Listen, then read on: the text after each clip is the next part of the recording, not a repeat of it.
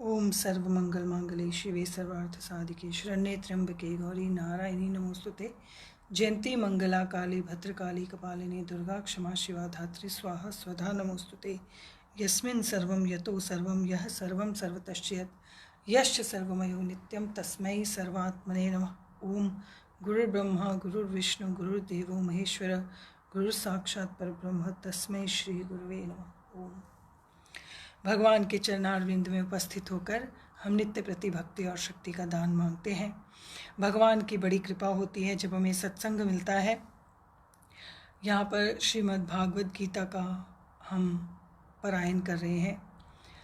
भगवत गीता हमारे हिंदू धर्म का मूल शास्त्र है, उसे वेदत्रयी भी कहते हैं, और जिसमें भगवान श्री कृष्ण और अर्जुन का संवाद है और जिसे श्री गणेश जी ने लिखा है, वेदव्यास जी ने उसको कहा है।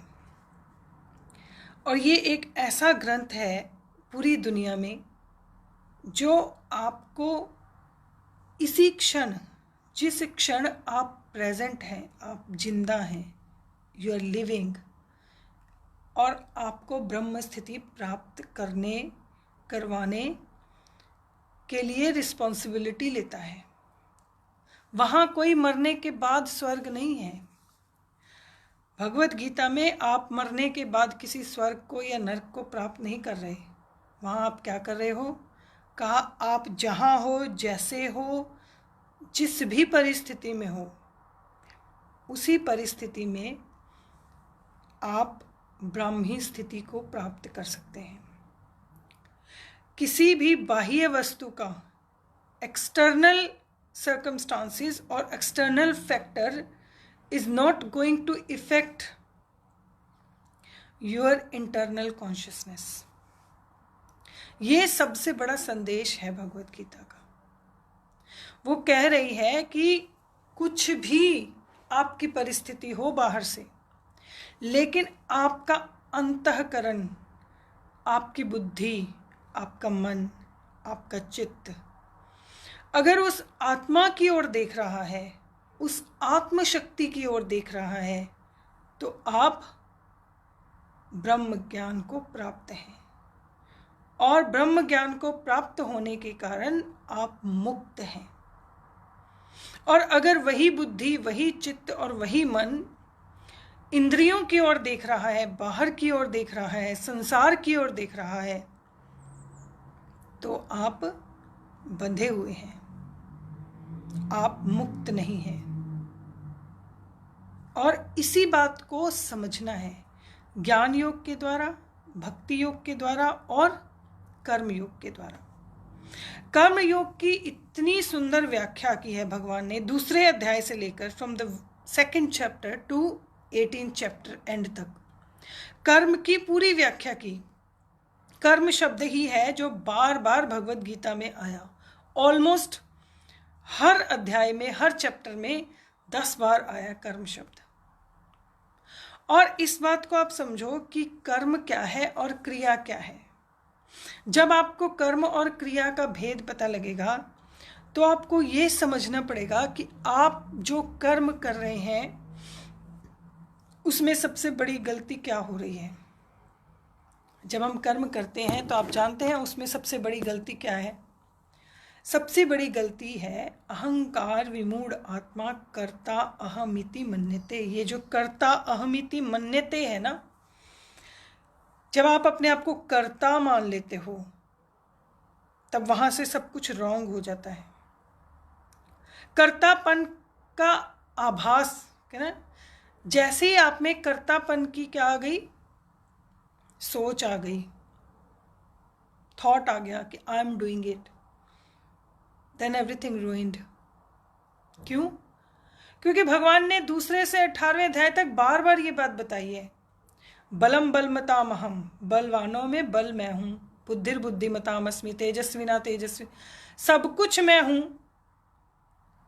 आप देखिए, जब हम सुबह उठते हैं और फिर हमें जो सोने के बाद शक्ति मिलती है, हम थक कर सो जाते हैं ना, उसके बाद हमें उठने के बाद ऐसे लगता है कि नाउ आई एम फ्रेश, मेरे अंदर शक्ति है, और आप वही शक्ति का प्रयोग करते हैं दिन भर का काम करने के लिए। चाहे आप फिजिकल वर्क करते हैं, चाहे आप मेंटल वर्क करते हैं, चाहे आप इंटेलेक्चुअल वर्क करते हैं, चाहे आप स्टूडेंट हैं, चाहे आप एम्प्लॉय हैं, चाहे आप एम्प्लॉयर हैं, चाहे आप बिजनेसमैन हैं, चाहे आप आर्मी में हैं, चाहे आप नेवी में हैं, चाहे आप सोल्जर हैं, चाहे आप डॉक्टर हैं, आप कुछ भी हैं, whatever you are doing, whatever work you are doing, whatever action you are doing, the energy you are having, it's not your energy. क्योंकि आप सोते हैं तो आपको परमात्मा उस एनर्जी से भरता है। ये नेचुरल प्रोसेस है, प्रकृति का प्रोसेस है। तो प्रकृति आपकी नहीं है, प्रकृति किसकी है? पुरुष की है। इसीलिए पुराण में बार बार इस बात को बड़े हास्य से कहा, मजाक में कहा, जिसको कॉमन लैंग्वेज में it's a joke for a Puran, कि लक्ष्मी जो है वो विष्णु की है,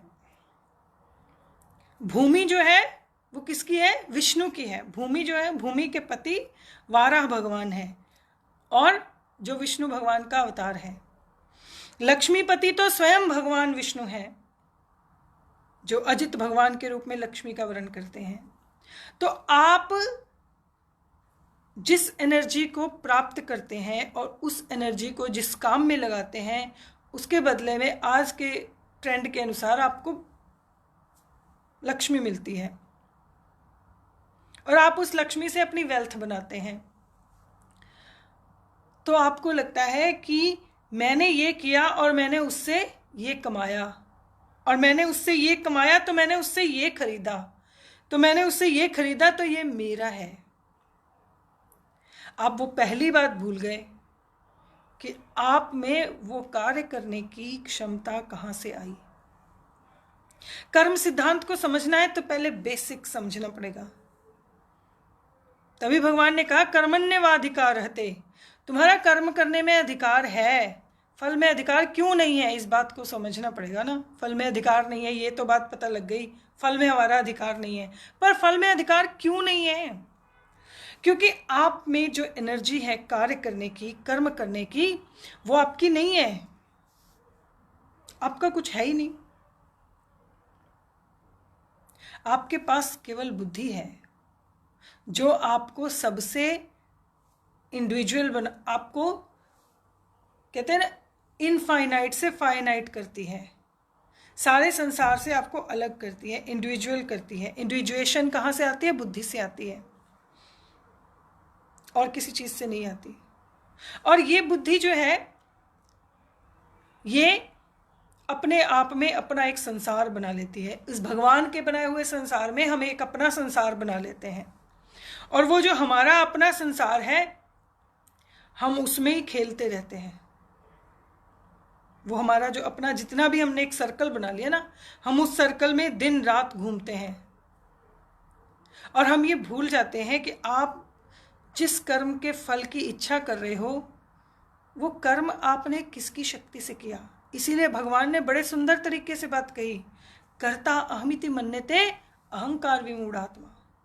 मूर्ख व्यक्ति क्या समझता है? मैं करता हूं, मैं बोल रहा हूं, या मैं सुन रहा हूं, मैं, कोई एग्जिस्टेंस ही नहीं है। इसीलिए मुझे 8वें अध्याय का वो श्लोक बहुत पसंद है, आई लाइक इट, कि जहां इतने वर्षों में एक सृष्टि होकर इतने वर्षों में लय हो जाती है, और पता नहीं चलता कहाँ कौन कैसे चला गया, और वहाँ हम अपना ये छोटा सा जीवन, बहुत छोटा सा जीवन, बहुत छोटा है, बहुत छोटा है। ये तभी पता लगता है जब आखिरी श्वास ले रहा होता है ना व्यक्ति, उसको लगता है मैंने बहुत टाइम वेस्ट कर दिया, तभी समझ में आती है। और किसी किसी को इतना सोचने का भी टाइम नहीं मिलता, they just go suddenly, they don't know. और सबसे ज़्यादा दुख इसी बात का होता है कि जो सडनली चला जाता है, उसका पता नहीं बुद्धि की स्थिति कैसे थी। इसलिए कर्म की थ्योरी ये है कि आप जो कुछ भी कर्म कर रहे हैं, चाहे बुद्धि से कर रहे हैं, चाहे एनर्जी से कर रहे हैं, चाहे फिजिकली कर रहे हैं, किसी भी चीज़ से अगर आप कर्म कर रहे हैं, तो वो कर्म करने में ही आपका अधिकार है, कर्म के ऊपर आपका कोई अधिकार नहीं है। क्योंकि उसको करने की जितनी शक्ति है वो उससे मिली है जो अनंत है, और वो अनंत सभी के लिए है, आपके लिए नहीं है केवल, वो सबका है, सभी के लिए है। तो इसीलिए आपके कर्म की क्या वैल्यू है? आपके कर्म की इतनी ही वैल्यू है कि आपको भगवान ने मीडियम बनाया है इस कर्म को करने के लिए। That's it. अंत में भगवान ने कहा 11वें अध्याय में, जब भगवान ने अपना विराट स्वरूप दिखा दिया तो भगवान ने क्या कहा? निमित्त मात्रम भव सव्यसाचिन। हे अर्जुन, तू कुछ मत कर, इतना मत सोच, तू क्या कर? निमित्त मात्र। ये मैंने इन सबको मार दिया, ये 66 करोड़ लोगों को मैं मार चुका हूं। तुम केवल क्या बन जाओ? निमित्त बन जाओ, मीडियम बन जाओ कि तुम्हारे द्वारा ये कार्य हो रहा है। तुम ये मत सोचो कि तुम्हें पाप लगेगा या पुण्य लगेगा। इसीलिए मैं कहती हूँ ना कि विजन क्लियर होना चाहिए। भगवत गीता सिर्फ मुझे इसलिए नहीं पसंद कि भगवान कृष्ण लिखी है। भगवत गीता की सबसे बड़ी ब्यूटी क्या है? बहुत क्लियर आंसर है। वेद पढ़ो, पुराण पढ़ो, आपको कितना सारा पढ़ना पड़ता है, तब जाकर आपको कुछ बात पल्ले पड़ती है। और बहुत बहुत सिंपल नहीं है। श्रीमद् भागवतम, जिसमें भगवान कृष्ण के बारे में सब कुछ बताया है, किसी भी शास्त्र में इतना सिंपल नहीं है आंसर। पढ़कर देखो आप सारा, चारों वेद पढ़ लो, 108 उपनिषद पढ़ लो, सारे ब्राह्मण ग्रंथ पढ़ो, सब पढ़ के देख लो, आपको कहीं क्लियर आंसर नहीं मिलता। लेकिन भगवत गीता इन 700 श्लोकों में भगवान ने बिल्कुल क्लियर कट आंसर दिया है कि ये होगा तो ये होगा। Very practical. और मरने के बाद कोई मुक्ति नहीं है। जो व्यक्ति जीते जी मुक्त नहीं हुआ, उसको मरने के बाद कभी मुक्ति नहीं मिल सकती। आप रात को, उसके लिए एक बड़ा अच्छा एग्जाम्पल है आज के मॉडर्न टाइम में। आप रात को सो, अपने बैंक में, अपने अकाउंट में आप 1000 पाउंड जमा करवा दो, और अगर कहीं से कुछ नहीं आया तो आप जब सुबह उठोगे तो आपके पास वो 1000 ही पाउंड होंगे, उससे ज्यादा नहीं होंगे। आपने जमा कराए थे तो वो उतने ही है। ऐसे ही कर्म की थ्योरी है। अगर आज आप अपने कर्म योग के द्वारा मुक्त नहीं होंगे तो आप जब मर जाएंगे, शरीर छोड़ देंगे, तो उसके बाद अगर आप सोचते हो कोई भगवान के दूत आपको लेने आएंगे और वो कहेंगे आप मुक्त हो गए, लो जी, ऐसा कुछ नहीं है, कहीं ऐसा नहीं लिखा। वो एक पुराण जो है वो आपको कहानी जो बना के समझा रहा है, वो मॉरल ऑफ द स्टोरी यही है कि वो मैनिफेस्टेशन फॉर्म में, पर्सोनिफिकेशन फॉर्म में, सिंबॉलिक फॉर्म में आपको कुछ बताने की कोशिश कर रहा है। आप अगर उसको एज इट इज लेंगे तो आप अपनी लाइफ में विकास नहीं कर सकते। वो कहानी जो है आपको मॉरल समझाने के लिए है, वेदों को समझाने के लिए पुराण लिखे गए। और भगवत गीता में भी भगवान ने बड़े आराम से अर्जुन को शुरू में कहना शुरू किया कि तुम कर्म करो, तुम युद्ध करो, तुम मेरा अनुस्मरण करके, बार बार यही समझाया। और कहा कि ये जो तुम 11वें अध्याय में तो इतना खोल के समझा दिया, ये जो तुम करने जा रहे हो, जिस युद्ध के लिए तुम दुखी हो रहे हो कि मैं नहीं करना चाहता, ये सब मैं संहार कर चुका हूं। दृष्टान करालानी भयानकानि च। का भगवान के बड़े विकराल स्वरूप में जो भगवान काल बनकर आए हैं, उसमें ये सब कुछ समा रहा है। और अर्जुन उसे देख रहा है। अर्जुन फ्यूचर को देख रहा है कि सारे उस भगवान के मुख में समा गए। हजारों योजन का भगवान का मुख है और सब उसमें समा रहे हैं, करोड़ों के हिसाब से, और वो देख रहा है। इसीलिए भगवत गीता में भगवान ने बहुत क्लियर, वेरी क्लियर, निमित्त मात्रम भव सव्यसाचिन। जब समाधि अवस्था के बाद भी कुछ नहीं चाहिए होता तो भगवान ने कहा अब जब किसी को कुछ चाहिए नहीं है ना, जो व्यक्ति तीनों गुणों से ऊपर उठ जाए, 3 गुण प्रकृति के हैं, और जब वो प्रकृति से भी ऊपर उठ जाए साधना करके, ज्ञान के द्वारा, भक्ति के द्वारा, कर्म योग के द्वारा, कहा फिर वो क्या करेगा? कहा बड़ी सिंपल सी बात है, लोक संग्रह में वापी। भगवान ने तीसरे चौथे अध्याय में बताया कि फिर वो लोक कल्याण के लिए कार्य करेगा, क्योंकि ना उसे राग है ना उसे द्वेष है। That person is not attached, because जिसको किसी चीज की डिजायर होती है वही अटैच्ड होता है। अगर आपको डिजायर नहीं है तो आप अटैच्ड नहीं है। अगर आपको डिजायर नहीं है तो आपकी डिजायर में कोई ऑब्स्टेकल नहीं है, तो इसीलिए आपको कोई एंगर नहीं है, कोई हेट नहीं है, कोई राग नहीं है, कोई द्वेष नहीं है, तो आप गुणातीत हो जाते हैं। गुणातीत मतलब ऐसा नहीं है कि उसमें कोई गुण नहीं होगा, कभी सतोगुण, क्योंकि ये तीनों साइकिल से आते हैं। सतोगुण आएगा, कभी रजोगुण आएगा, कभी तमोगुण आएगा, लेकिन वो क्या करता है? दृष्टा मात्रम भव सव्यसाचिन, केवल दृष्टा बन जाता है। और गुना गुणेषु वर्तन्त, कहा कि जो कुछ हो रहा है वो सब अपने आप हो रहा है। नींद आ गई सो जाओ, भूख लगी है खा लो, प्यास लगी है पी लो।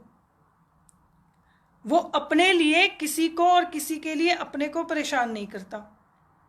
कर्म की सबसे बड़ी थ्योरी, और उसके लिए आपको योग करना पड़ेगा।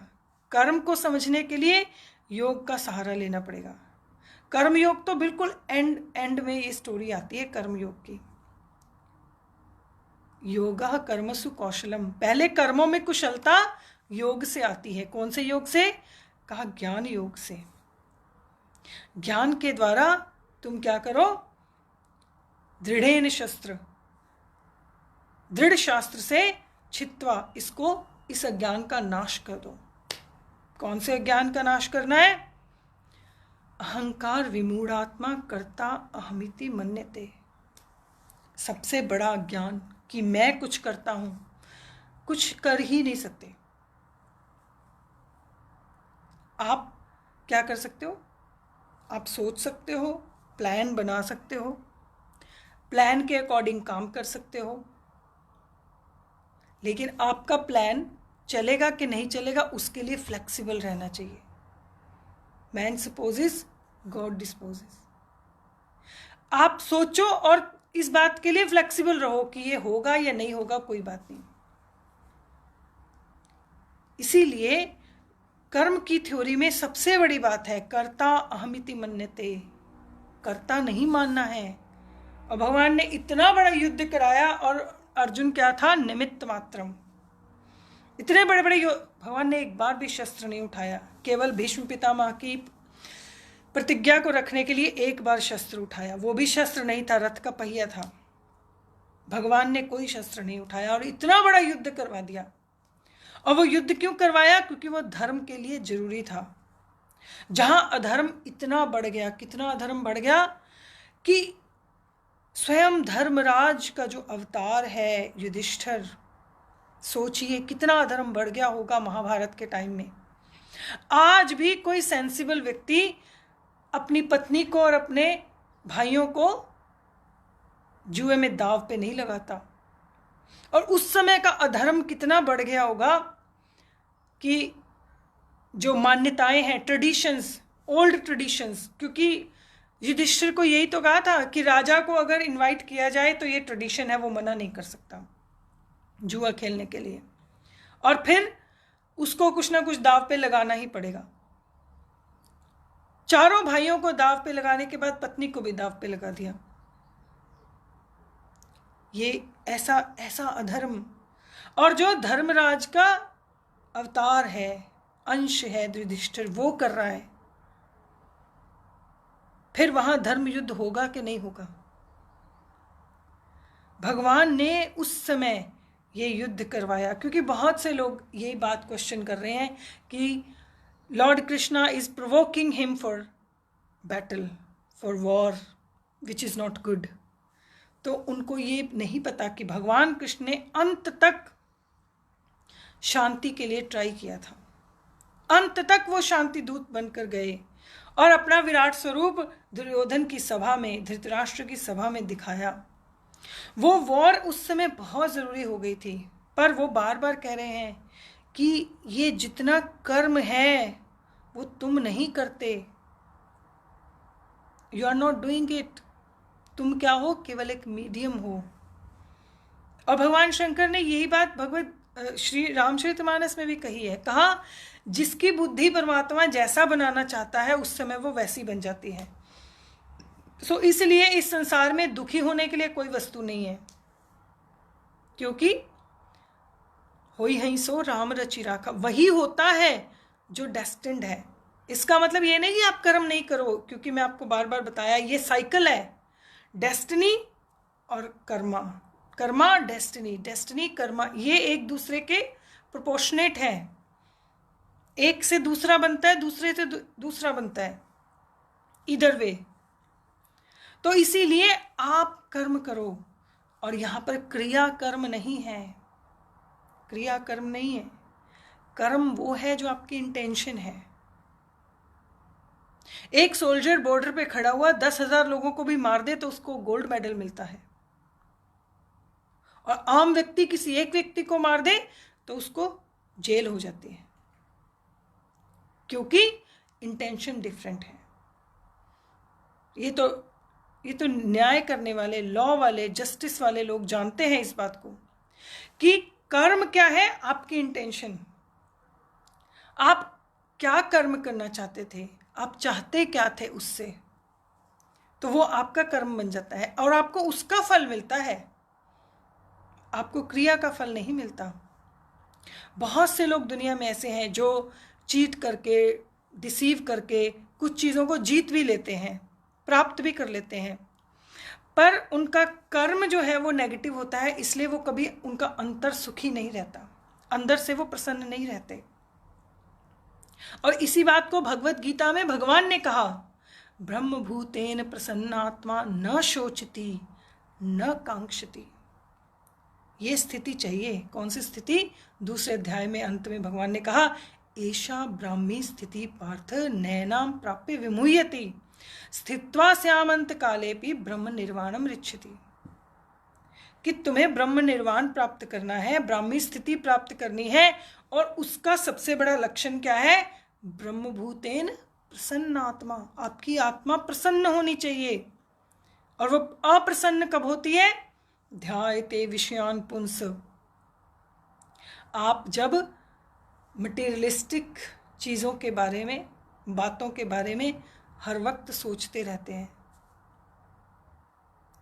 क्योंकि जो आप कर सकते हो उसको आप करो, और जो आप नहीं कर सकते, ना सोचती ना कांक्षती, ना उसके बारे में सोचो ना उसकी इच्छा करो। अब आकांक्षा किस लिए करनी है? अगर आप 2 फीट तक जंप कर सकते हैं, अगर आपकी कैपेसिटी 2 फीट जंप करने की है, इट्स फाइन।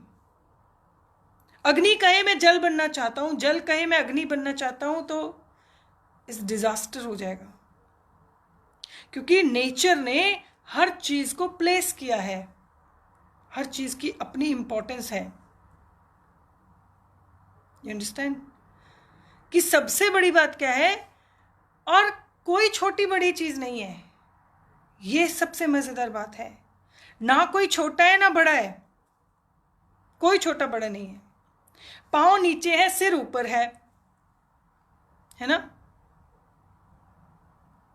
पर आप किसी को अपना पांव तो नहीं दे दोगे, क्योंकि वो नीचे है, उसकी अपनी इंपॉर्टेंस है।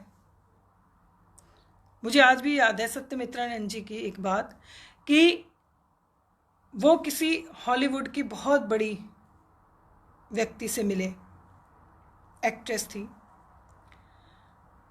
और उनका आपस में जो संवाद था उसका जिस्ट ये है, जल्दी से मैं बता देती हूँ, कि उसने कहा कि मेरी ये उसकी एक फिंगर काटनी पड़ी, तो कहा कि मैं अपनी एक इस फिंगर के लिए, अपनी एक उंगली के लिए मिलियंस ऑफ डॉलर देने के लिए तैयार हूं, पर मेरी ओरिजिनल उंगली वापस नहीं आ सकती। तो सत्यमित्रानंद जी ने उनसे कहा कि एटलीस्ट अब तो समझ जाओ,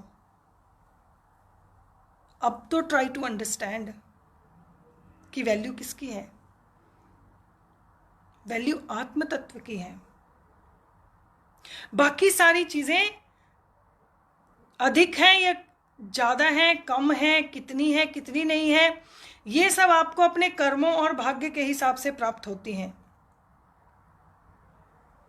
बहुत से ऐसे लोग हैं जिनके पास है और उनको पता भी नहीं है कितना सामान है उनके पास, और बहुत से ऐसे लोग हैं जिनके पास है या नहीं है, उनके पास टाइम नहीं है इस बात को सोचने के लिए। लेकिन हमारी लाइफ में जो सबसे इंपॉर्टेंट चीज है वो है आत्म तत्व, और उसी आत्म तत्व पर कंसंट्रेट करना चाहिए। क्योंकि आप जितना कर्म कर रहे हैं फिर आप उसके कर्ता बनते हैं, झूठे मूठे, झूठे मूठे कहते हैं हमारे यहाँ, झूठे ही आप उसके कर्ता बन जाते हैं। फिर उस कर्ता बनने के कारण आपको जो प्राप्त हुआ है आप उसको एंजॉय करते हैं कि ये मैंने प्राप्त किया है।